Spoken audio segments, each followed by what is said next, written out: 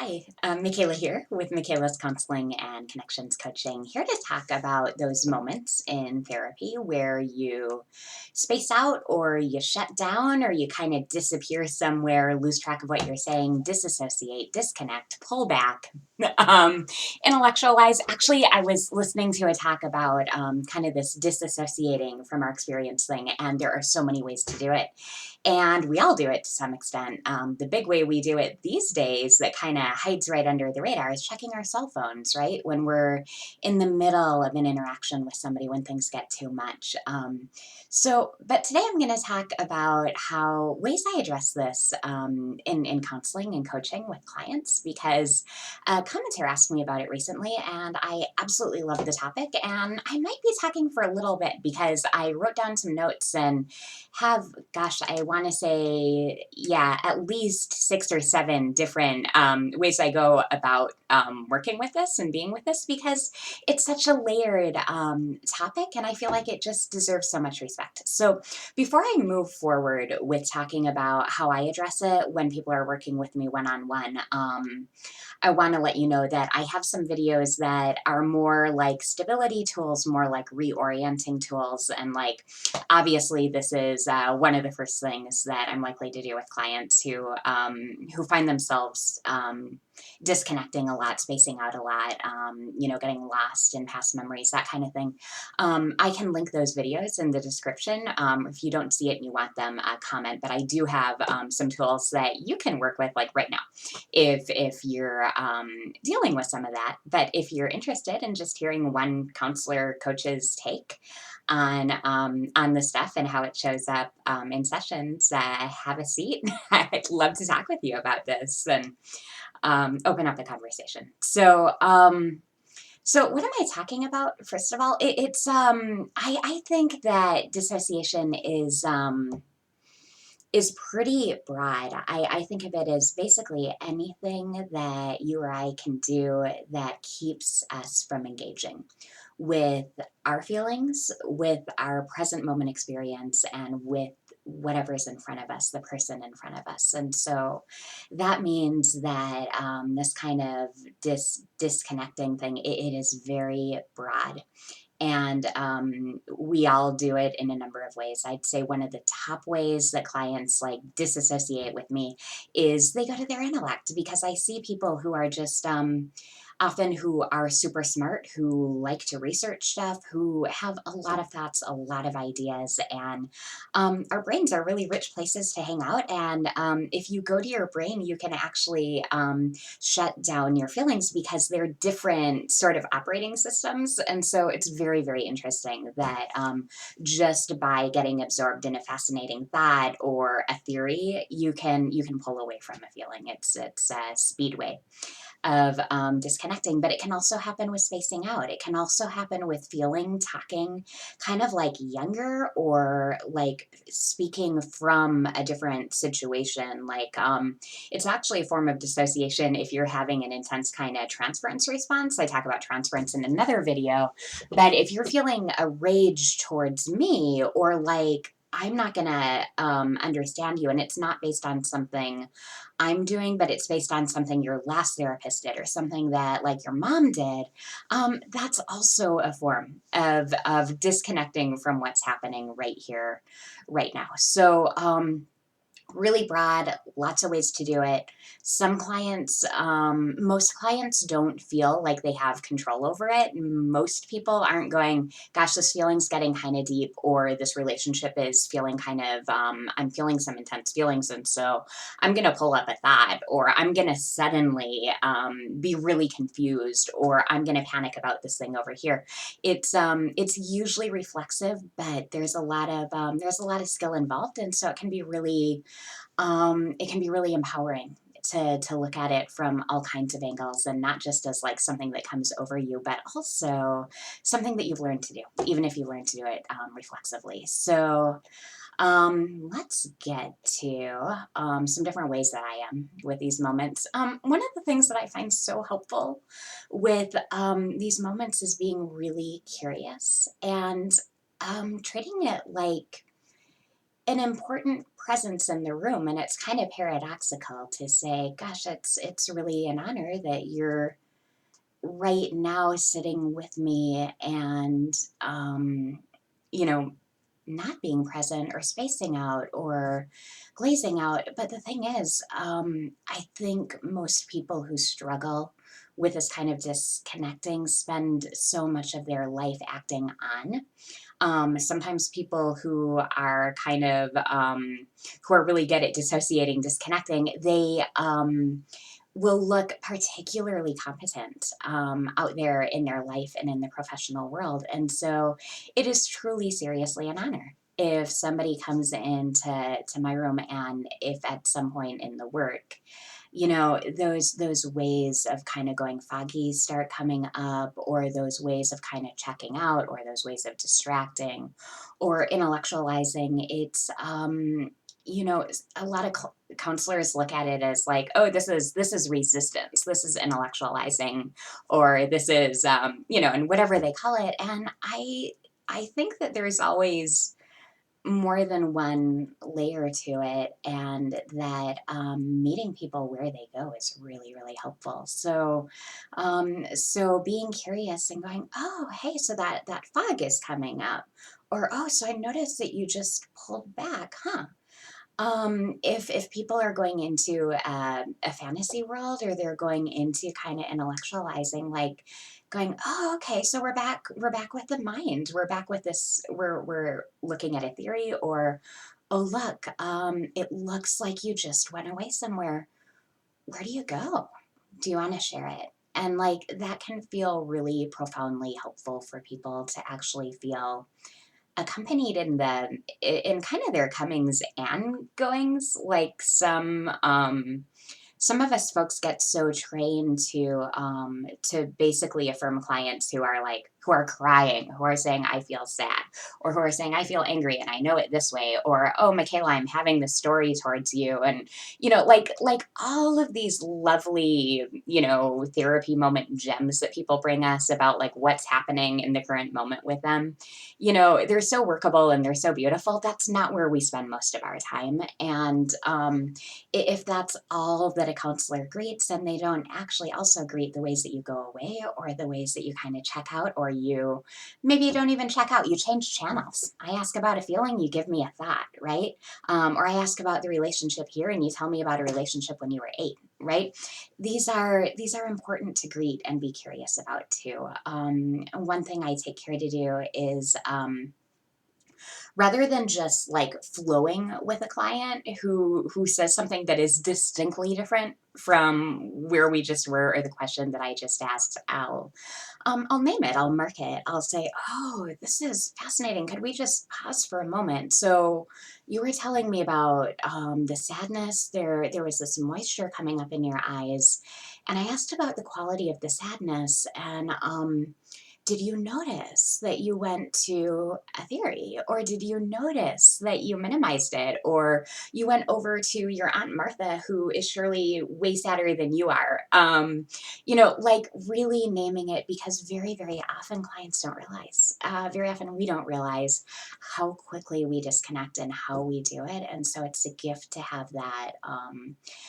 To have that pointed out, and to have somebody be curious and empathic with us, and in a statement like that, hey, did you notice, I asked about this and you went here, I also take care to say, by the way, this isn't a judgment, and this is not even a suggestion that you go back here. Like, it's totally your choice. We can go over here, we can go back here, but letting clients be, inviting clients to collaborate, inviting clients to be curious with me. And what's really cool about that is that clients will start to notice it themselves, and they'll start to gain more of a sense of choice.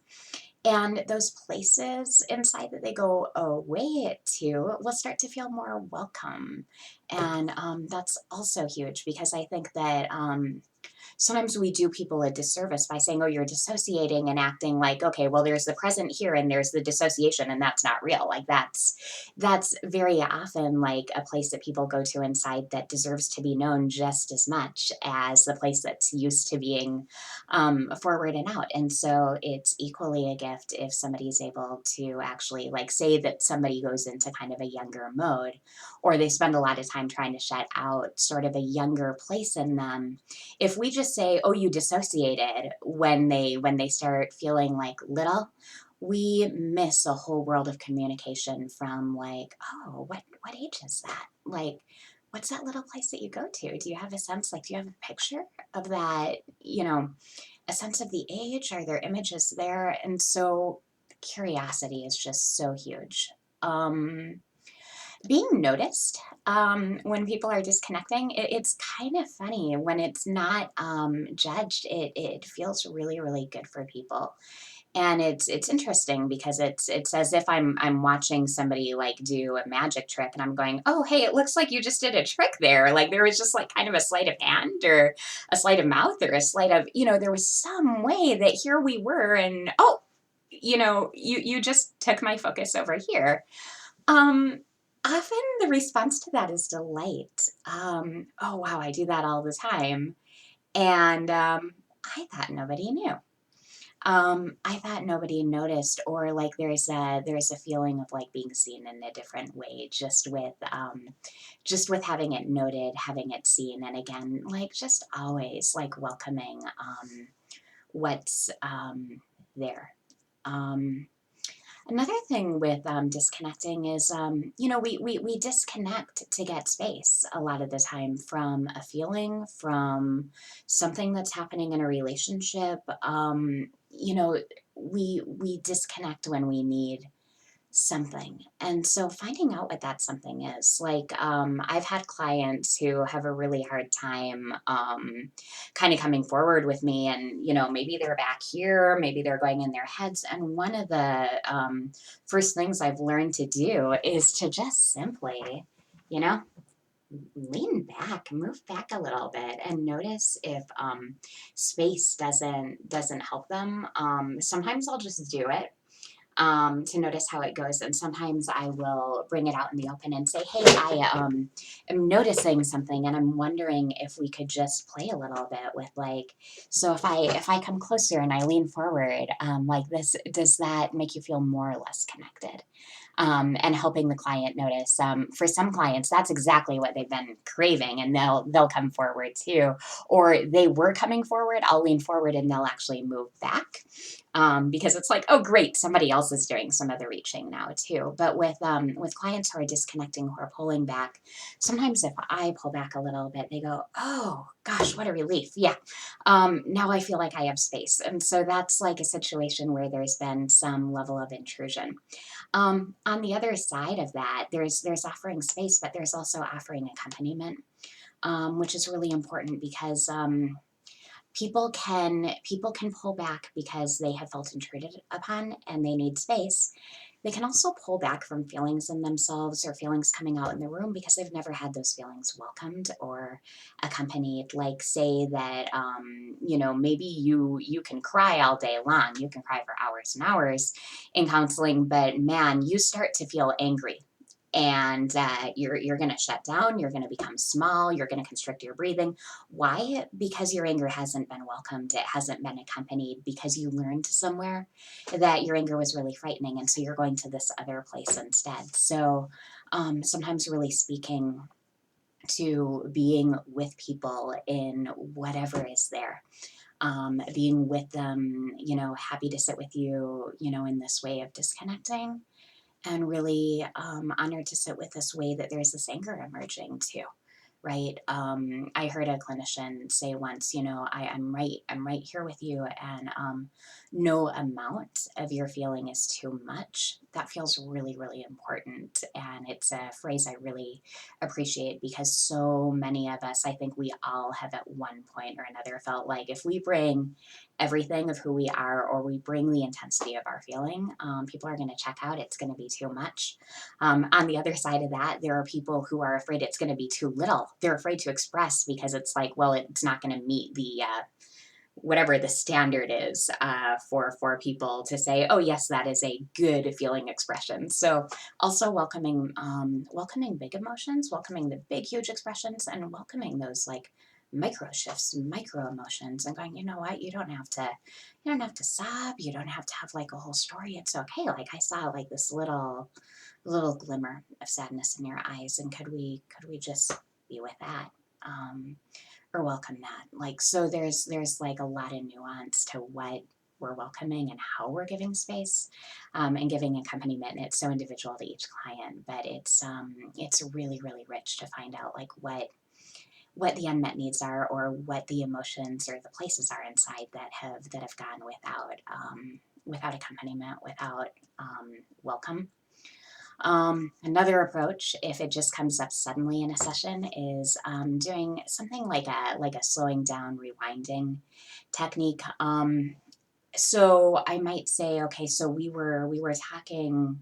Can we go back, because I notice right now you're having a lot of confusion and a lot of difficulty getting words out, or right now you're pretty pulled back. Let's look at these last couple minutes and see if we can kind of slow down the tape and review what's happened here. That can be really helpful, because often when we disconnect, we don't know why we disconnect. We don't know where the moment is that it happened. And if a client has a moment like that, and I treat it like a completely new moment and go, oh hey, look, here this is. Let's just study this, and we never look at kind of what came before it, then clients end up feeling like, oh, it just comes over me. It's like this disconnecting thing. It happens to me. I'm at the mercy of it. It makes no sense, whatever. And the thing is, when we rewind back, there's always something.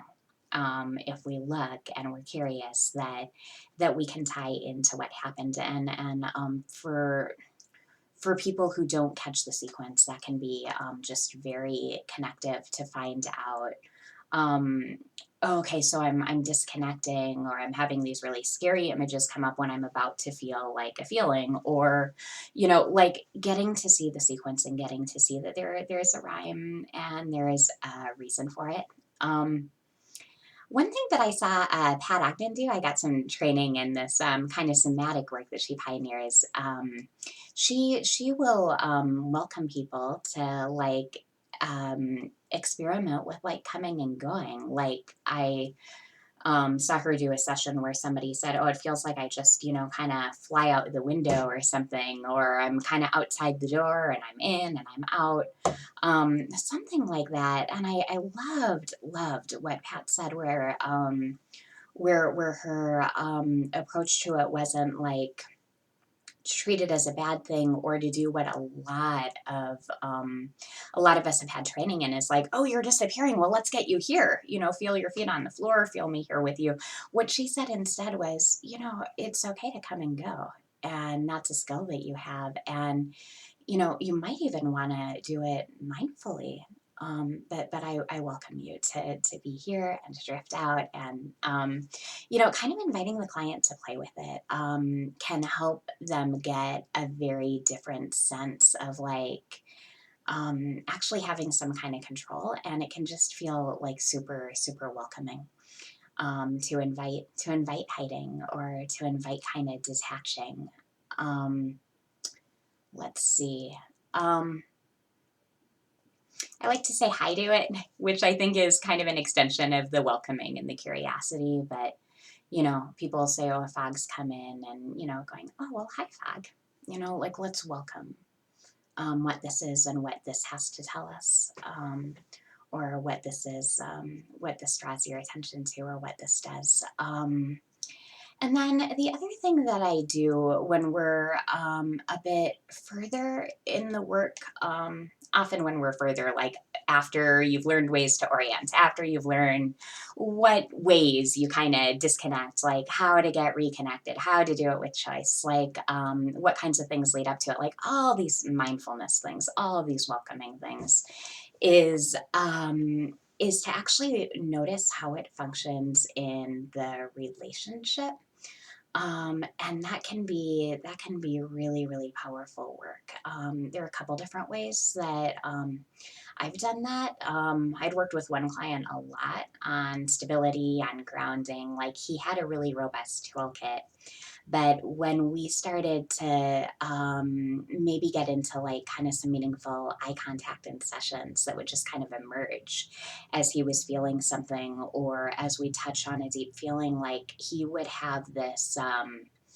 What did he say? Was it a wall or a fog? There was something that would come up that would actually make it hard to see. And we'd already worked with kind of like the its and what it does, and where else he could go, and like distance and all that kind of thing. One session I said, it says if you trust the fog more than you trust me. And he like immediately, I actually didn't do the right move, had a look of surprise and a look of delight, and it just went away, and really was then in contact with me. And so that can be really beautiful, if we choose the moment right to notice, like people form a relationship with their ways of disconnecting. People form a relationship with kind of like these other places inside of them, or with their intellect that can keep them from the relationship here and now. And finding out like how that functions, but also having somebody just empathically put words to it can be huge, and can function as an invite too. So you've been trusting the fog. Now what happens if you trust me? So, or what happens if you trust me a little bit? What happens if the fog checks me out? And like really working with it relationally. Another way to do that I find is expressing what I think I've heard somebody call a contingency kind of remark, where it's not like, hey, you're going away, stop that. Right. And it's not like oh, well, here's a resistance, or here's an intellectualization or whatever, but actually just saying, wow, I feel it. Like when you back away, I find myself getting like a little bit pulled back, or um, yeah, when you're talking about something and then the topic changes really quickly, I feel like a little bit rattled, or a little confused, or sometimes I'll say like I almost got like a little bit fatigued, like on these two things that were expressed really quickly. When that happens. And what's cool about that is often clients will say, that's how I feel all the time, Michaela. I feel like really jarred inside, like what is going on here? Or, oh, you feel tired. Yeah, I feel exhausted all the time. This is my life. This is just something that goes on in my mind all the time. Is like something comes and then it goes away, or I'm having one thought and then I'm having a completely different thought. And so just being together empathically with that experience. I'm going to give one last thing that I do, and then I'm going to sign off for this video. But hey, comment if there are experiences that you've had with this, and especially if you've had things that have been really, really helpful that people have done for you when you're in these moments. Because to me, this kind of thing draws out so much creativity in counselors, and it's just really really fun to look at different things that are helpful for different people. In fact, I kind of jokingly said a minute ago, like I wouldn't say, "Oh, you went away, stop that." For some clients, that actually might feel really, really good, because they need somebody to invite them back. In fact, I actually had a session with somebody years back where I actually pulled away, and she said, "Oh, you pulled away. I want you to come back. I need you to come back." And she actually, reached a hand and actually kind of nudged me forward. For me, that was a really really powerful moment, because the kind of thing that she was working with was that I there was a place in me that had the sense that I wasn't welcome or that these places in me weren't welcome. And so withdrawing had become the thing. And I think any amount of curiosity and exploration wouldn't have done like everything that happened in that simple moment that really extended into my life when this woman went, oh, you pulled back. I want you to come back. I need you to come back, and actually taking me back. So that's another way super, super powerful when it's in the right moment. So even things that I'm like, oh, I wouldn't do this. Sometimes I would. And so it can be really, really great to hear what's been helpful for you. Okay, last thing.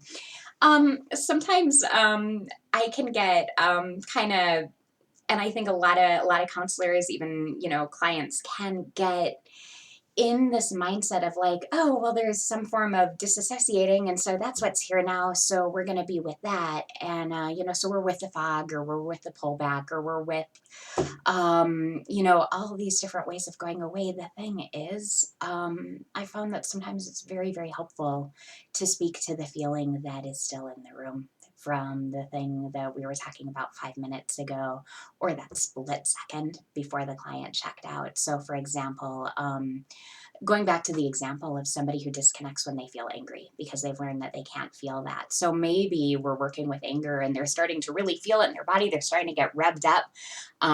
They have words that they want to say. Maybe their fists are clenched almost as if they'd like to strike out or something. And then they go, oh, I don't even know what we're talking about. Or, oh, well, I'm sure they're really good people and they mean well. Um, like a really profound disconnect, right? I can be with the looks of it that the anger is drained away. Very, very often there's still a remnant of the anger there. There will be a spark in the person's eye still. There will be one fist that's still clenched. Or maybe I'll feel like a lot of anger, a lot of energy in my own body. And so speaking to that can be really helpful. Or saying, yeah, I know that you just changed the topic and I just want you to know I'm still feeling like this really profound sadness that I think maybe was something that you were starting to speak to a minute ago. Is that right? Like sadness. And just that can be a really beautiful way of inviting it and kind of speaking below the disconnect, speaking below the apparent, like going away, because there's always a way that we're still here, that we're still engaged, that there are places in us that are still listening, still waiting for that invite, still waiting to feel welcomed, still waiting to feel safe enough to emerge. And that's what lets us associate. That's what lets us profoundly connect in our life, is the more these different places in us are welcome and we learn about them and we gain like some choice around them and we gain some experiences of people saying, hey, your anger is welcome. Hey, your sadness is welcome. Hey, you're feeling like really drawn to share stuff with me right now. Yeah, do that. I want to hear it. Like the more that we're able to welcome all the different parts of you, the more that your counselor or your coach or your partner is able to do that, and the more that you're able to do that for yourself, the more that you're going to find the possibility of really connecting more deeply than you ever have before, and finding new possibilities for relationships, for connection to yourself and to others. And so I've talked about this for almost half an hour because it is such a profound topic. I think it is something that I'm just really passionate about, and something that I think is often overlooked in counseling. And it's not like some small set of people who like disconnect. We all do it sometimes, and it's like just one of the most rich areas of work that we can work with. So comment if you've had experiences with this, or if you'd like to hear me talk about it from another angle. There's always just like so much to say about this, and I could talk for another 3 hours, but I'm thinking that this is about enough for now. So thanks for listening. Thanks for hanging out with me, and I look forward to hearing about anything that resonates for you. Like this video, if you'd like to hear more stuff like this, subscribe. Obviously, if you'd like to see my other videos, and I look forward to talking with you soon. Bye for now.